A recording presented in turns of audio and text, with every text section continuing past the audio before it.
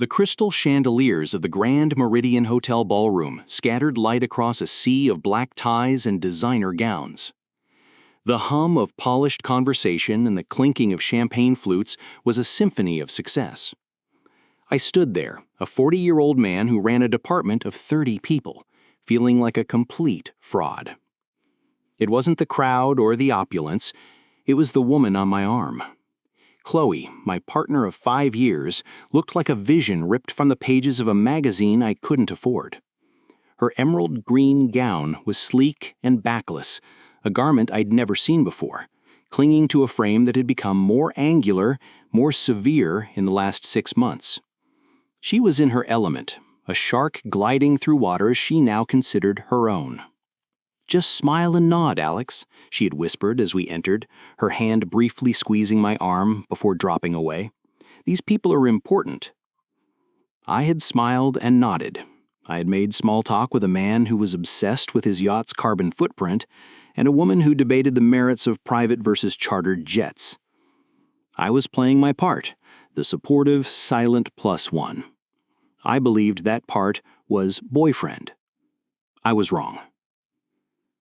He approached with the unearned confidence of a man whose name was on a building, Sterling Croft, CEO of Omnicorp Pharmaceuticals, Chloe's ultimate boss. His eyes, the color of flint, scanned me with polite disinterest before landing on Chloe with a paternal warmth that made my skin crawl. "Chloe, my dear, you've outdone yourself. The quarterly reports were a work of art," he boomed, his voice accustomed to being heard over crowds. "Thank you, Sterling. It was a team effort," she demurred, a performance of humility that was new as the dress. "And who is this?" Croft asked, finally extending a hand my way. "Don't tell me the brilliant Miss Vance has finally brought along a lucky fellow." I felt Chloe's body go rigid for a fraction of a second before she let out a light, airy laughter that didn't reach her eyes. "Oh, Sterling, this is Alex, my roommate. He was free tonight, and I thought, why not drag him out for some decent champagne?" The word hit me with the physical force of a blow. Roommate. The air left my lungs. I waited for the correction, for the laughter that would signal it was a poor taste joke. "I'm just kidding, Sterling. This is Alex, the love of my life, my partner for 5 years. It never came. Sterling Croft nodded, his interest evaporating instantly. "Sensible. Keeping things uncomplicated. Smart woman." He clapped me on the shoulder, a gesture of dismissal. "Well, enjoy the champagne, son." He moved on, and the world around me seemed to warp and slow down. The laughter became hollow, the music dissonant. I stood frozen, a glass of Dom Perignon hanging uselessly from my fingers. "What the hell was that?" I hissed the moment we had a sliver of privacy near a potted fern. Chloe's face, a mask of perfect composure, didn't even flicker. "Alex, don't be dramatic. Sterling is old school. He thinks intra-office relationships are a liability. He doesn't need to know my personal business." "We don't work together," I argued, my voice a low, strained thing. "And he didn't ask if we worked together. He asked who I was. You lied." "It's not a lie, it's a simplification," she corrected, her eyes already scanning the room for more important prey. "It's professional. You wouldn't understand the politics. Now please don't make a scene. The senior VP of sales is heading this way." For the next 2 hours, I was introduced as Alex, my roommate, or simply Alex. Each time, a little piece of the foundation of our 5-year life together crumbled into dust. I was no longer her partner. I was convenient urban planning logistics, a convenient +1 to fill a seat. The car ride home was a glacial silence. The tension was so thick it was a third passenger in the Tesla I'd helped her choose. The moment our apartment door clicked shut, the dam broke. "I cannot believe you just embarrassed me like that," she seethed, kicking off her diamond-encrusted heels, each one worth more than my first car. I embarrassed you? The incredulity finally broke through my stunned silence. Chloe, we've been together for 5 years. We live together. We talk about kids. We have a joint investment portfolio, for God's sake. And tonight, I was your roommate? She poured herself a generous glass of Pinot Noir, not offering me any. You're being incredibly naive. My career is on a trajectory you can't even comprehend. Sterling is grooming me for the executive board. That requires a certain image, a certain focus. And I don't fit that image? The question hung in the air, pathetic and raw. She turned to look at me, and for the first time I saw it. Not stress, not ambition, but pure, unadulterated contempt. Let's be real, Alex. I'm about to be a key player in a multi-billion-dollar corporation. You run a marketing team for a niche tech firm that makes, what, educational apps for toddlers? It's adorable. It's comfortable. But it's not exactly corporate royalty, is it? She took a long sip of wine, not offering me any. You're being a big fish, Alex, but in a very, very small pond. Frankly, you should be grateful I've kept you around this long. Most women in my position would have upgraded by now. The words were so cliched, so utterly villainous, that I almost laughed, but the pain was too acute. 5 years of love, support, and shared dreams reduced to charity. She was the benefactor, and I was the grateful recipient of her lingering affection. I saw my two paths clearly in that moment. I could rage, I could scream, cry, list every sacrifice I'd made for her career, every time I'd taken on more at home so she could work late, every presentation I'd helped her polish. I could try to force her to see my value. Or I could agree. I took a deep, shuddering breath, and all the fight drained out of me. The anger didn't vanish, it simply cooled from a boiling rage into a block of solid, malleable ice in my chest. You're right, I said, my voice quiet and utterly devoid of emotion. I haven't been appreciating the pressure you're under. I'm sorry. It won't happen again. The sudden surrender threw her. Her triumphant smirk faltered, replaced by confusion, then settled into smug satisfaction. Well, good. I'm glad you finally understand.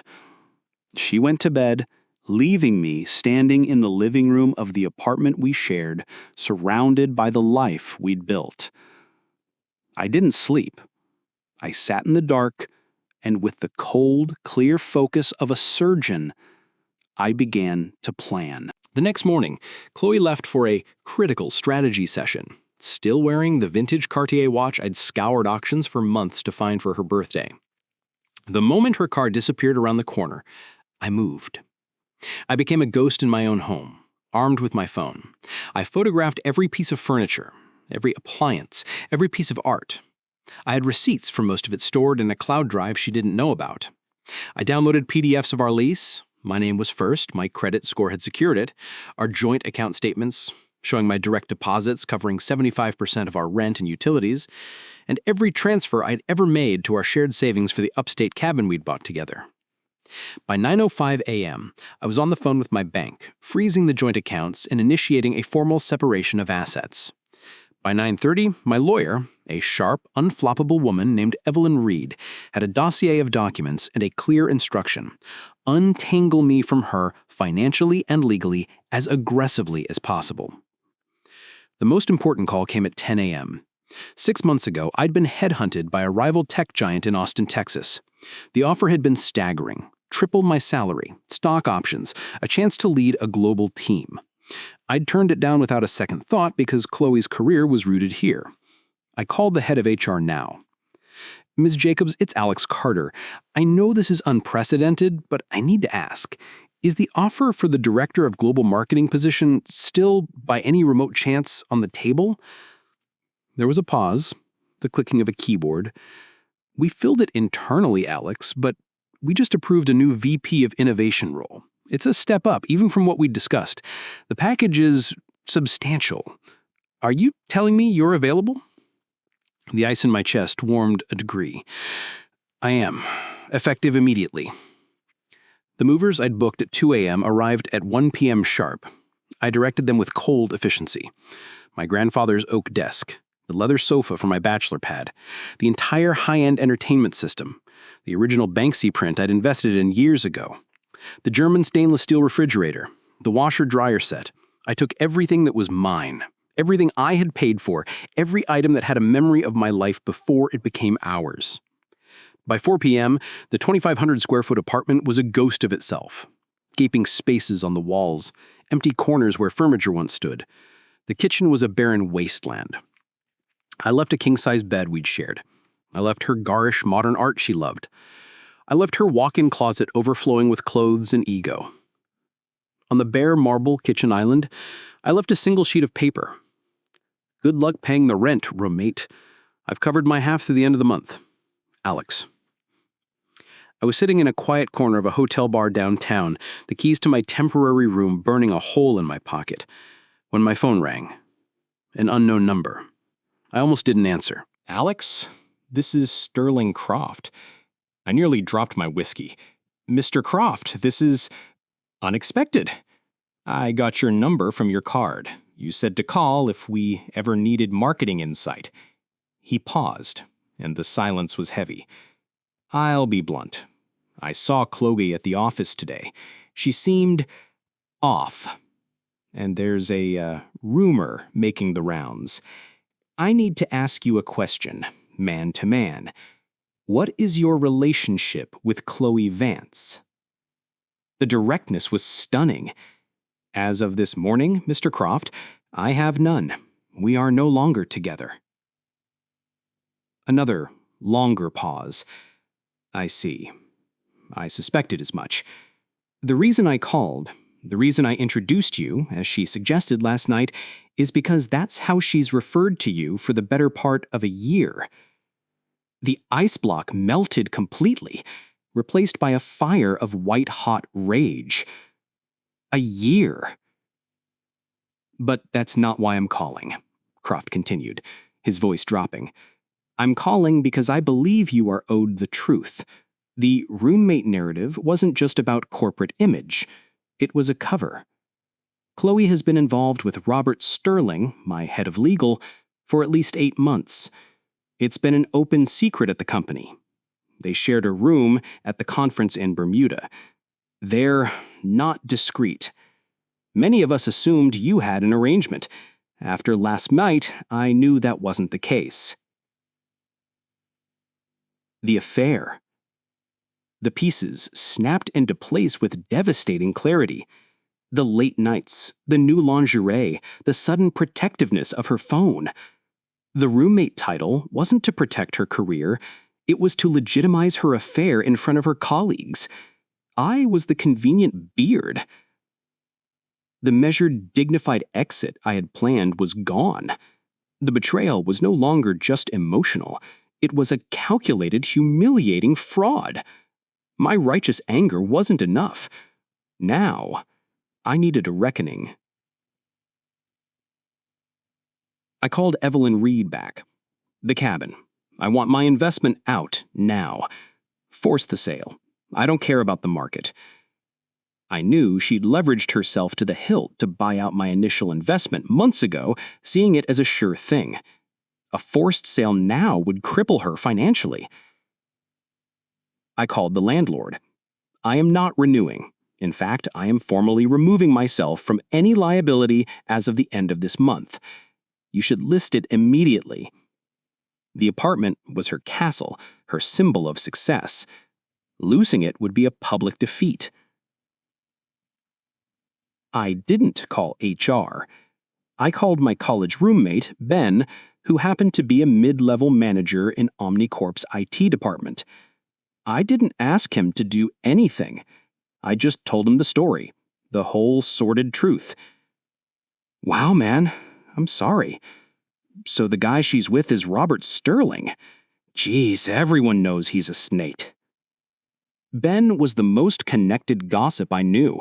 The story would be on every internal chat server by lunchtime. I changed my LinkedIn profile. Excited to share that I'm starting a new position as Vice President of Innovation at Tech Dino in Austin, Texas. The announcement was a bomb. It showed her I wasn't a small pond fish. And the location, Austin, was a place she'd always mocked. It was the ultimate upgrade, and I had done it without her. The messages started that evening.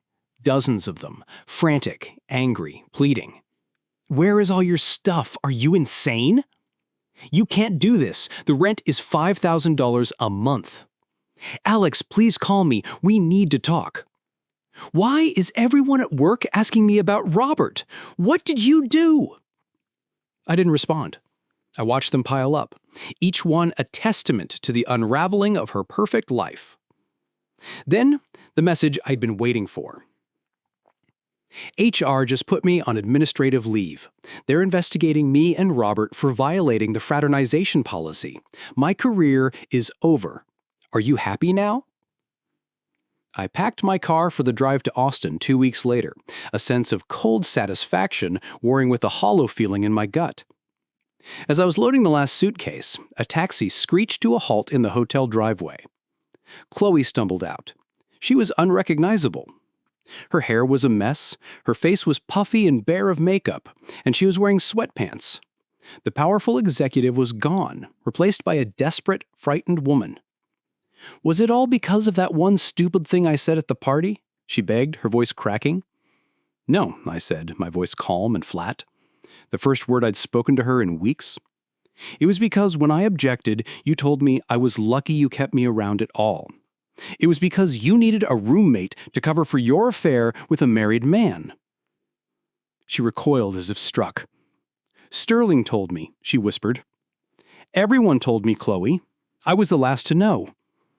I made a mistake, a huge, horrible mistake. But this, destroying my career, forcing me to sell the cabin at a loss, this is monstrous. And in that moment, I saw it. The sheer disproportionate scale of my retaliation. I had wanted to hurt her, to make her feel a fraction of my pain. But I hadn't just hurt her, I had systematically dismantled her entire existence. The ice in my chest finally thawed, leaving only a cold shame. You're right, I admitted quietly. Some of it, I didn't anticipate how far it would go. Then help me fix it, she pleaded, grabbing my arm. Call HR. Tell them you made it up, that you're a jealous ex. I gently removed her hand. I never spoke to your HR, Chloe. That was all you, your choices. And no, I won't lie for you. Tears streamed down her face, carving paths through her despair. I did love you, Alex. It wasn't all a lie.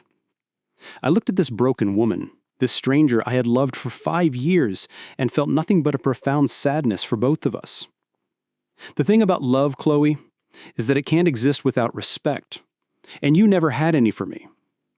I got into my car, started the engine, and drove away. I didn't look back.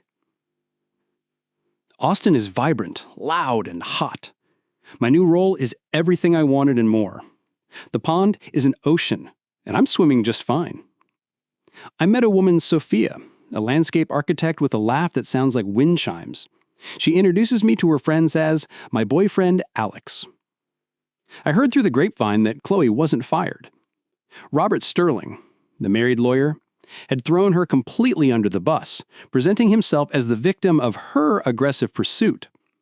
She was demoted, transferred to a dead-end department in a remote office park.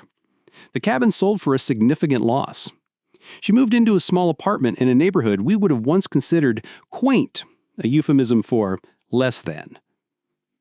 Sometimes I lie awake at night and wonder if I became the monster she accused me of being. I wielded my pain like a weapon and caused collateral damage I never intended. But then I remember the sting of that word, roommate, and the contempt in her eyes when she told me to be grateful. The truth is in the middle. She betrayed me with cruelty that was casual and profound. I retaliated with a precision that was cold and devastating. I don't know if she got what she deserved. Only I know this. I got my self-respect back, and I'll never, ever allow myself to be anyone's roommate again.